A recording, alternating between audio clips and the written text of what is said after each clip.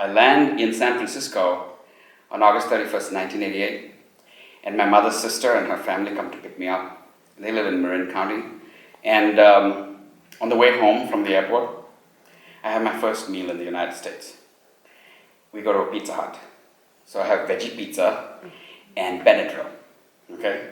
Well, I like to think of it Benadryl, but it actually was root beer, okay? But that's how it tastes like. It tastes like Benadryl. So anyway, that's a universal word, like every immigrant knows Benadryl. So we go home. I'm hanging out for a couple of days. It's August 31st, so like a week later or something is Thanksgiving, Labor Day, right? So I'm hanging out for a few days. Then my mother's brother and his family, who live in San Jose, he calls me up and he says, hey, listen, I'm taking the family to Reno for Labor Day weekend. Would you like to go? Well, I've been in the country for like 4 days now. Know nothing about Reno. It could have been just any other place. So anyway, my aunt, my mother's sister, says, yeah, go ahead. You're going to have fun. So I say, great. Now, my uncle, my mother's brother, he had his in-laws visiting because my cousin had just been born. He was like 6 months old or so. So the in-laws are visiting from India. For the sake of this story, let's just call them Garu and Mrs. Garu. Garu is really a title. It's a title of respect. So Garu and Mrs. Garu, right? Okay, so I go. So it's my uncle, his wife, my baby cousin, Garu, Mrs. Garu, right? And me. So we're all in this van and we're headed off from San Jose to Reno. First taste of American traffic, right? Everybody's driving 80, 90 miles an hour or whatever, or we're all parked on the highway because of some long Labor Day weekend traffic jam. So then we get to Reno. First culture shock, all the glitz and all of that stuff. We go to MGM's Bally's Casino and Hotel. Now, I didn't know then that was pretty famous. But it was very ritzy. So we get in there. I don't remember a lot of the details, little details. We went to a room, hotel room or something. And then we started gambling. Okay, so here's the second culture shock. I'm playing a slot machine. I'm surrounded by very alien-looking people. And then every now and then, every few minutes, these scantily clad women show up and say, you want something to drink? Well, I don't have any credit cards, and I'm not about to drink. I wasn't a drinker then. So I'm just, nope, and I keep playing. Plus, I'm converting all the money I'm going to spend into Indian rupees. I just landed. So I think it was like $1 to $1 was like 16 rupees or something like that. So anyway, I don't have any credit cards. I don't have any money. Not converting. Everything sounds really expensive. So I don't buy anything. And a whopping $5 later, after I've lost it on the slot machine, I'm done. So anyway, my aunt and uncle are all just still playing something.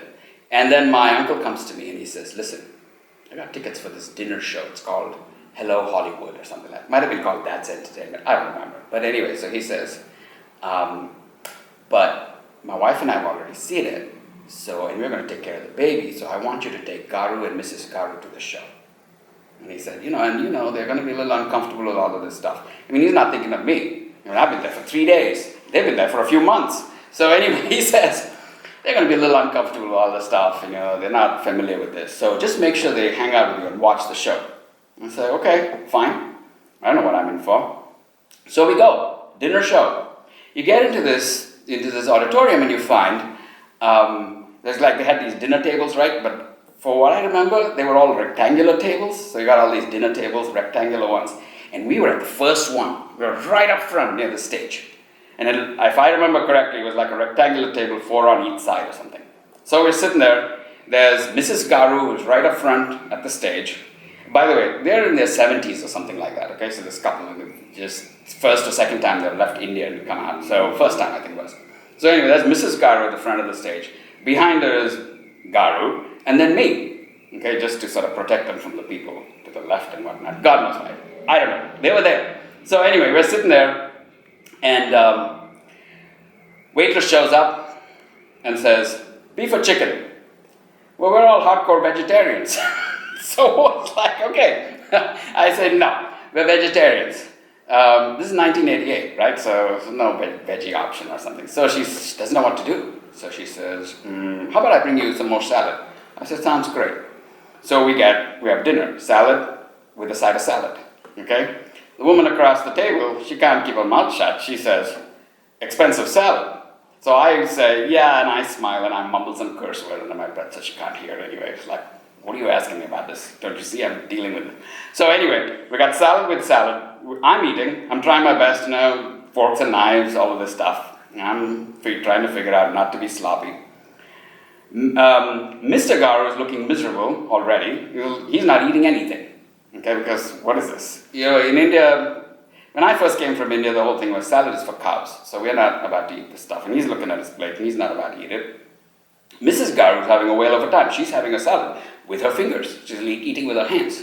Okay, so, well, that's what we do in India. So we're like, okay, she's having a fun time. I'm busy trying to eat. Mr. Garu is looking miserable, looking at his plate, looking around, everything.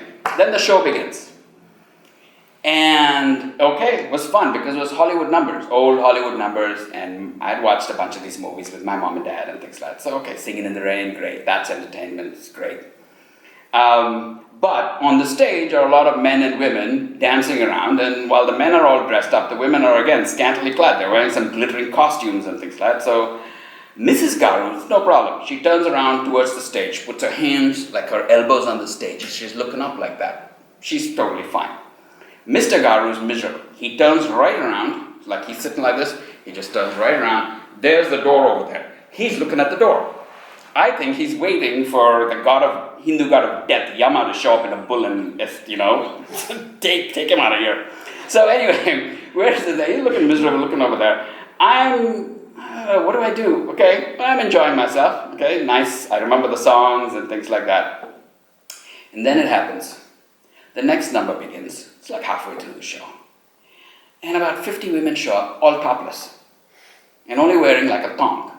Okay? Of course, all glittery stuff. No pasties or anything like that. But 50 women, by the way, they weren't standing on stage singing some operatic tune or something. They were singing some pretty lively Hollywood number with lots of dancing and lots of motion and things like that. So you get the general idea what's going on stage. So Mrs. Garu has no problem. She's enjoying. Mr. Garu starts muttering under his breath. It's getting louder and louder because he's like, what hell have I been put into this? And I don't know what to do. I mean, I grew up a conservative, Indian Brahmin boy, and here I am sitting there. Biology says, enjoy the show, man. And my Indianness says, you can't be watching this stuff. So, but anyway, my other problem is, if I'm looking at the stage, Garu's sitting right over here, he's looking past me at the door over there, so I gotta look past him to see the stage. So now I'm thinking, if this man's eyes lock with mine, it's all over, okay? But he's too ashamed and horrified to look at me. He's just pointing at the door and he's muttering away. So anyway, I keep watching and all of that, and thankfully, the rest of it is a blur. Well, most of the rest of the show was topless women anyway. I don't remember if there were any men coming out and whatever. So the show finished. I go out, and there's my uncle standing there with a big grin on his face. He knew what this was about. And he knew what was going to happen. He didn't say a word to me. And just told me to make sure that my Garu and Mrs. Garu were sitting there. I could have punched that man in the face right then and there in Reno. I didn't though.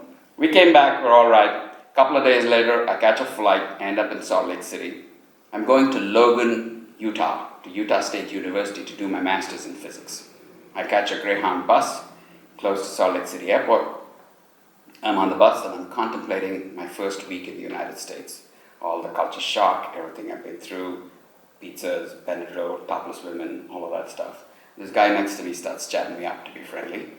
And we chat for a while. We get to Logan, 60 miles, so it didn't take long. And as he's leaving, he says, got a little gift for you to welcome you to Logan, Utah. I said, sure. And he hands me a bound, neat copy of the Book of Mormon. And there began my new life in the United States. I've had a lot of experience. It's been an amazing 30 years in this country. So I've just made amazing new friends. I cannot even imagine where I am now compared to where I was in 1988. So I'm a very different person, very different. But there are some things that stay, just locked in. So there are many ways in which culturally I'm an Indian and an Indian immigrant. But I absolutely love being what I consider myself now, a truly international person. That's what I see myself as. I feel like it's because I just let myself be open to more experiences. I'm happy. I'm happy that those things happened to my life because it just really made a difference to who I am. So I can't even ever see going back to being the person I was. It's just not possible.